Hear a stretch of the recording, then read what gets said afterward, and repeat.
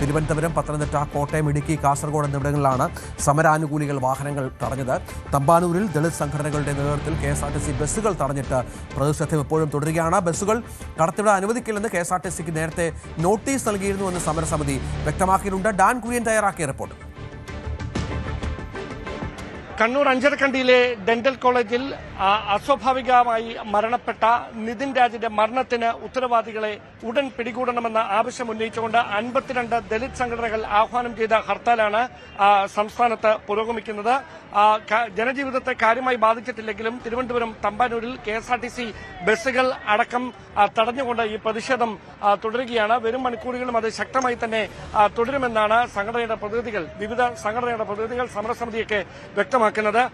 എന്തായാലും ഈ ഒരു വിഷയത്തിൽ അടിയന്തരമായ ഇടപെടൽ പോലീസിന്റെ ഭാഗത്തു നിന്നും സർക്കാരിന്റെ ഭാഗത്തു നിന്നും ഉണ്ടാകണമെന്ന ആവശ്യമാണ് അവർ മുമ്പോട്ട് വെക്കുന്നത്. ഈ സമരസമിതിയുടെ പ്രതിനിധികൾ നമ്മളോടൊപ്പം ചേരുന്നു. വലിയൊരു പ്രതിഷേധത്തിലേക്ക് നീങ്ങും. എങ്ങനെയാണ് കാര്യങ്ങൾ ഇപ്പോൾ? നമ്മൾ ഈ പ്രതിഷേധം പെട്ടെന്ന് നമ്മളിപ്പോ ഇവിടെ സംഭവിച്ചതെന്ന് പറഞ്ഞാൽ നമ്മൾ നേരത്തെ നോട്ടീസ് കൊടുത്ത് നമ്മൾ പ്രസ് മീറ്റിംഗ് നടത്തി നമ്മൾ ഈ ഹർത്താൽ പ്രഖ്യാപിച്ചു, പരസ്യമായി പ്രഖ്യാപിച്ചു. അതിന്റെ പരമായി ട്രാൻസ്പോർട്ടിനും നമ്മൾ എല്ലാവർക്കും നോട്ടീസ് കൊടുത്തു. പക്ഷേ ഈ സാധാരണ രാഷ്ട്രീയ പ്രമുഖ CPM-ഓ കോൺഗ്രസോ അല്ലെ BJP-യോ നടത്തുന്ന രാഷ്ട്രീയ പാർട്ടി നടത്തുമ്പോൾ ബസ്സുകൾ ഇറക്കാറില്ല. പരമാവധി അവർ ഒഴിച്ചു നിർത്തും.